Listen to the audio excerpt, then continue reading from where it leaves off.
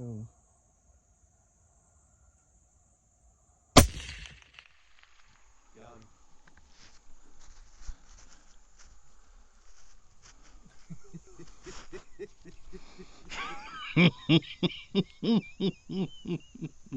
That is a long ass way, boys. It freaking laid him out like a rock, too.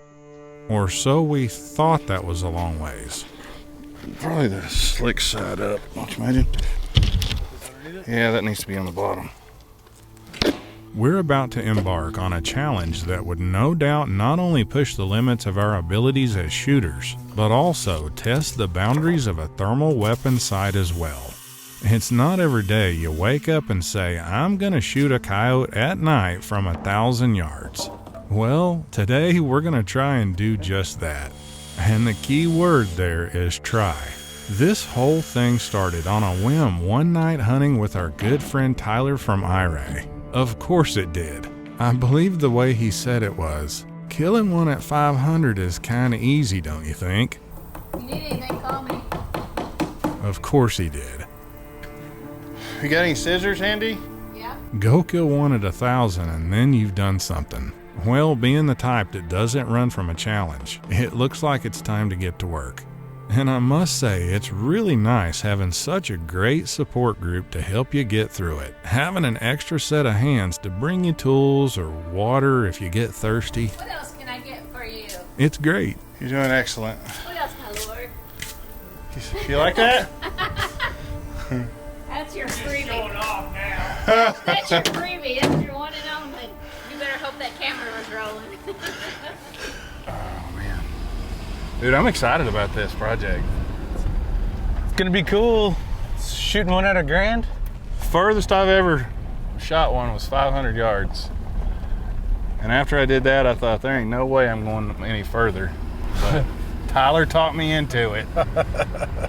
It's a long ways. I don't know that I've ever looked through a optic that I could identify an animal at. I'm telling you, this Hybrid 75 is probably the best long range thermal on the market, and you'll see why when you look through it the first time. Can't wait.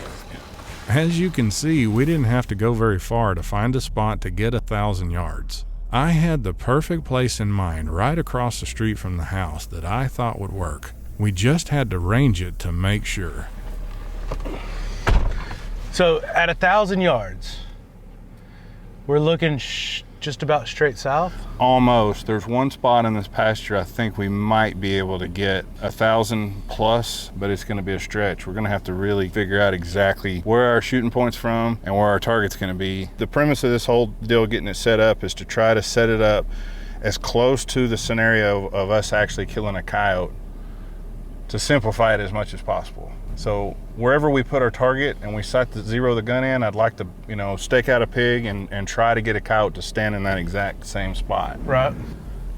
I need all the help I can get, and the way I see it, dialing in the rifle in the same exact spot you intend to try to shoot a coyote is the right call. That's a long ways.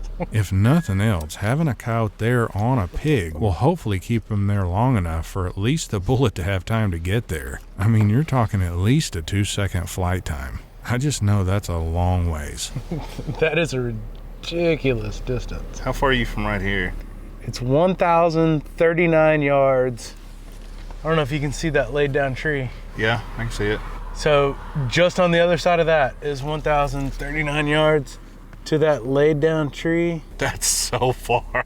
So that lay down is right at 1,000. That is so far, man. That's 10 football fields right there, bud. It just seems like so much further than double 500. Yeah, 500 seems like a chip shot, right? How cool is it gonna be if we actually connect with one? As far as I know, I've seen coyotes shot during the daytime on video, but I've never seen any legitimate thermal kills at 1,000. I know a lot of guys have talked about it, but I don't know anybody that's done it. That's probably because it's difficult. Yeah, so things like, the recoil of the rifle, keeping it on target when you pull the trigger to record within the scope, you can't have too much recoil, so you really start narrowing the field of what calibers you can even use. Tyler's got a 6.5 PRC that he built specifically to take these kind of shots. The challenge is for us to go and get video of a confirmed kill at 1,000+ yards at night with a hybrid 75 and a 6.5 PRC. No problem. Let me whip that right up for you. That's a lot.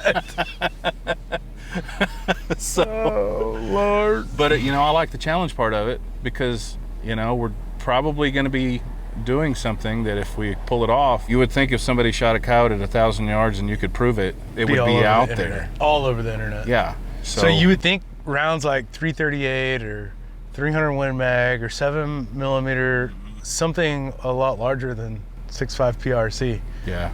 But looking at the ballistics, It'll do it. it looks like it'll get there.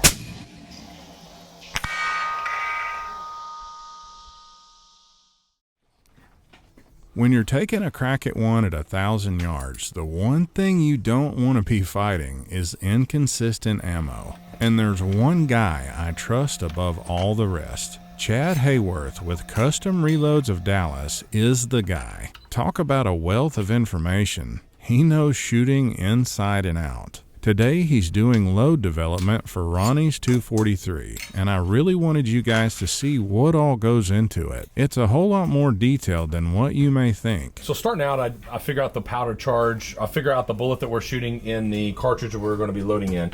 In this case, we're doing a 243 with a 55 grain nozzle ballistic tip. So all I'm doing is working up the powder charges from A, B, C, D, E, maybe an F. I'm trying to tune the ammo to the barrel harmonics to see what shoots well in that gun.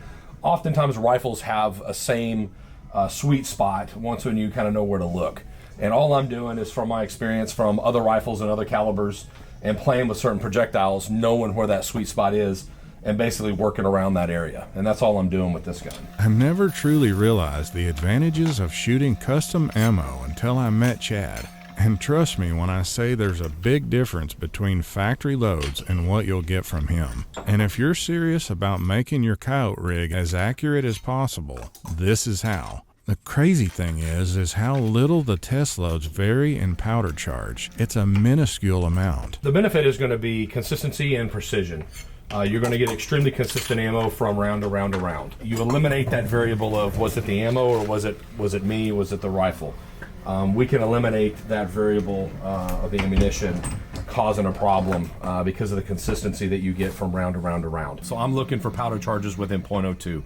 47.7 is our desired charge, but this is our load D that we're going to play with, and I'm looking for something within .02. So you're basically you're incrementally making each one just a little more powder than the last. I'm going in very small increments to fine-tune the ammunition to the rifle. The main difference between how I'm doing this and from what you would get at factory is when you pull a bullet on the factory ammunition, oftentimes you'll see a grain to 2.5 grain spread. That's massive spread internally. I'm going 2 grain spread on my test loads alone. Not only on the factory ammo, you're going greater than that on one lot of ammo. Once we dial it in, my powder charges are going to be accurate to within .02. That's going to be the big difference between custom ammunition and factory ammunition is the tight tolerances inside the case, something that you can't see. So we're going to be accurate to within .02 grain consistency, where factory ammunition on pulled bullets that we've done on factory ammo, you're going to see 1 to 2.5 grain spread as high as 2.5.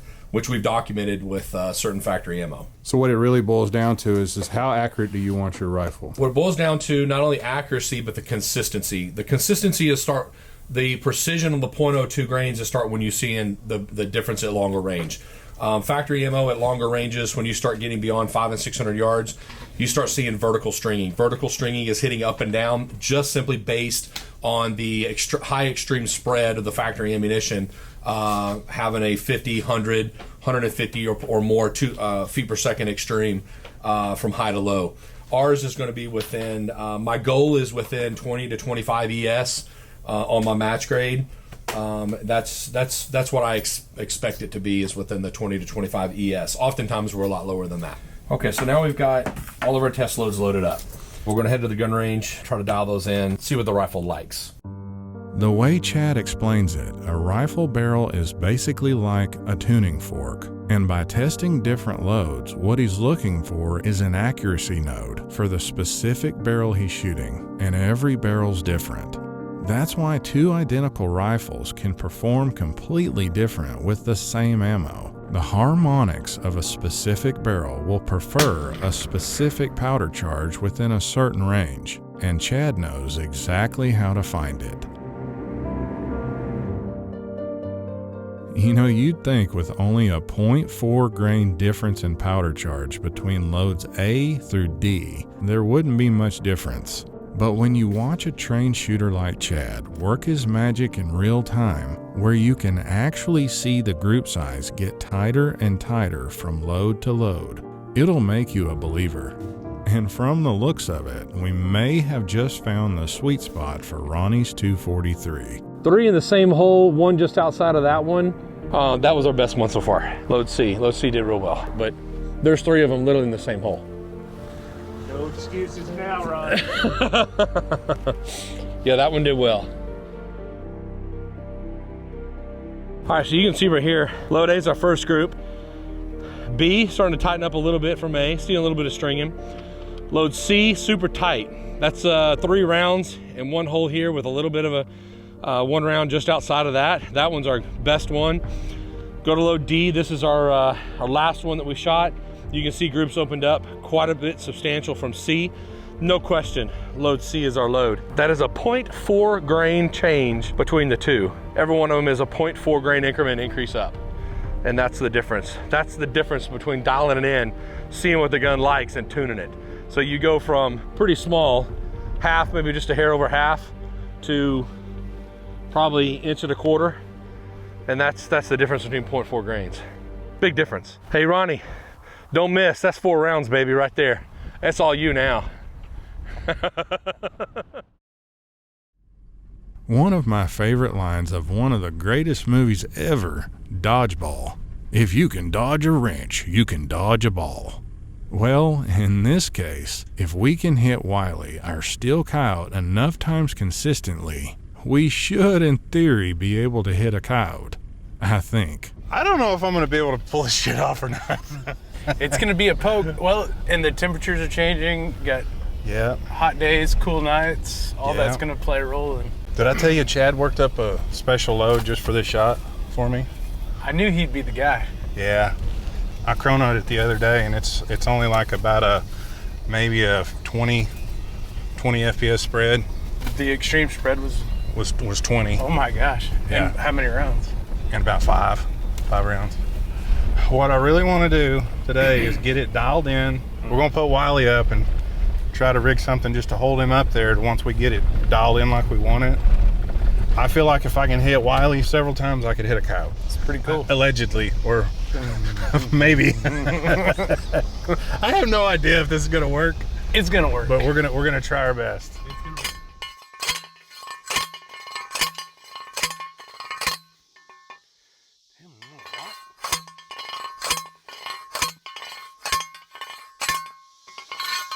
Well, that's the first time I've ever seen you do any manual labor. Most of the time these things don't fit my hands.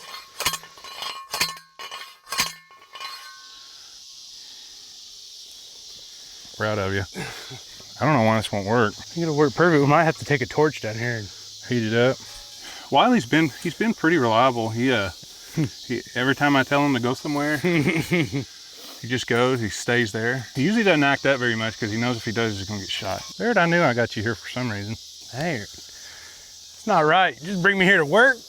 I had already managed to get the 6.5 dialed in to get it close, but I wanted Barrett's help to fine-tune it. Makes it so much easier when someone's there to stay down range to report back on your impacts, especially at this distance. We'll send 3 down there, see where it's at, okay? You want me to mark them? After the string of 3, right? Yeah, walk up to it with the GoPro and just put a good mark on them. You ready? Roger that. Send it.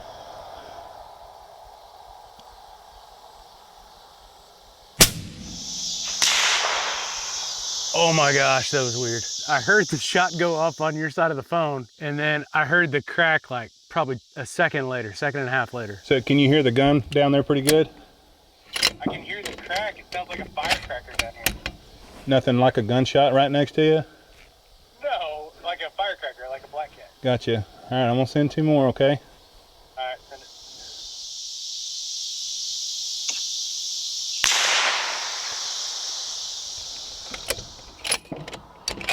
All right, last one. Here we go. All right, I'm open. If you want to go look. Dude, that's wild. It sounds like a black cat going off across the creek. Yeah, that's why I guess when we're shooting at animals from, you know, like a couple 300 yards, they don't really know which way to run. They don't know where the actual sound originated, do they? All right, looks like It wouldn't surprise me if I had one that was way high. you have one that's not way high. All three of them on paper? Yeah, all three are on paper. Are they still left of the target? Yes. That's what I figured. Your cold bore shot, I think, was high left. That's usually where it's at. It's usually high and just directly above the ones that are... And I think it's more the suppressor than it is the bore, but that's another conversation for another day. But as far as the other two, are they fairly in the same spot? No, they're spaced out probably. The top hole is probably 10 inches. But they're both left? All three shots were left. Let me shoot one more group. I'm not sure if the reticle, if I moved it enough to actually physically move the reticle yet or not. Right. Like I said, I got to go so many increments to get it to actually physically go to that next pixel. Does that make sense? Yeah. All right, you good? Yeah, send it.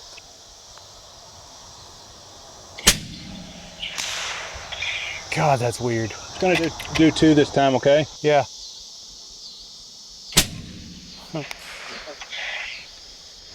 That's a weird feeling, isn't it? Yeah, it's like a black cat going off, man. It's weird. Sounds like to me, it sounds like you're hearing more of the crack in the timber than you are in the from the rifle itself. I can't hear the gun go off except for on the phone while it's by you. And then when it gets down range, I hear the crack. Like a second or maybe a half a second. I don't know how long it is. But I hear the click on the phone and then pow. Really? Yeah, it's pretty cool. Maybe you ought to mute the phone this time just to see what it sounds like down there for sure. Okay. Whenever we go again. Okay. You got one that's like 4 inches low of the hot hands and one that's on the tape right above the hot hands, right in between the two hot hands on the black tape. So it's a 10 ringer. Yeah, I mean, It definitely moved over like it should. Either one of those shots, I think, kills a coyote. I'm glad it moved over because I've been just inching it over. What I was worried about, is the other one that's low, is it kind of centered too? Yeah, it's dead nuts left and right, it's dead nuts. It's just 4 inches low. And I think if the hot hands is the 10 ring, both of those last two shots will kill a coyote. So what you're saying is, shall I send one at Wiley to see if he obeys? I think this is the calling for Wiley. He's been wanting this his entire life. This segment of Night Crew is brought to you by Wicked Hunting Lights. If it ain't wicked, it ain't worth it. Fox Pro, high performance game calls. Ultimate Night Vision, the source for thermal and night vision. Custom Reloads of Dallas, your #1 source for custom ammo. IRAY USA, high performance thermal optics. Recon, rugged and ready. And by Knockpicks, see through the darkness. Dude, this is flipping awesome, man. I'd never in a million years, even 5 years ago, would have ever even remotely considered trying to do this. I mean, you're probably shooting quarter MOA, Chris, at 1,000 yards. It's pretty crazy, huh? It's insane. What's even more crazy is Tyler made this rifle in his basement. In 20 minutes. It's kind of messed up if you think about it. All right, are you good? Yeah, I'm good. Yeah, send it. Yeah.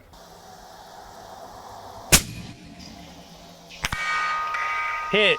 No shit. Yeah, did you hear it? Yeah, I heard it. How loud was that? Well, the crack of the round and the steel ringing was about the same time. I guess it took probably a couple seconds for you to hear the report of the steel back, huh? Gotcha, yeah. He's still swinging, ain't he? Yep. All right, you ready? Send it.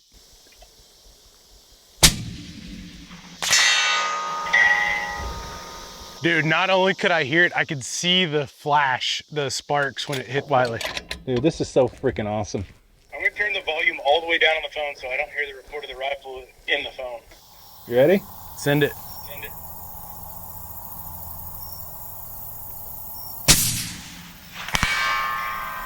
Hit. Dude, we're shooting coyotes at 1,000 yards with a thermal. Oh my God. Hell Hell yeah, son! We in business now. All right, are you empty? Yeah, hang on a second. Sorry, kind of excited. I know, I just want to see it. Holy crap, dude. You empty? Yeah, holy smokes. This is insane. At this point, I felt like we'd already won. I understand for some, this may still be a chip shot. I've never proclaimed to be the best shot out there. I do feel like I can hold my own with a rifle, but this is going to be a huge accomplishment for me personally if we can pull this off.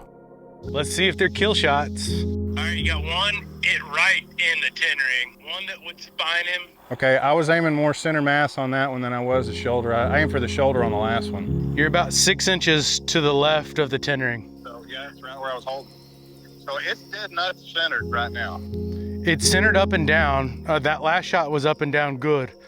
Your elevation was good. Your windage was... Well, that's where I held. Like where you're saying, I held center where you wouldn't normally hold on a coyote. Oh, I got you, okay. Poor Wiley. I tell you what though, he's a trooper. Yeah, he's a trooper. I'm just glad I connected. Like no joke, I'm seriously just glad that I just connected. I mean, I can barely make him out. All I can see is kind of a silhouette. I mean, you'll see it in the scope. By the time we'd made it to try and Wiley, he'd already cooled down so much he was getting hard to see.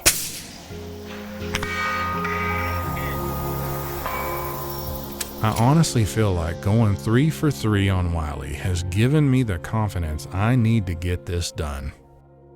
But I guess we'll have to wait and see.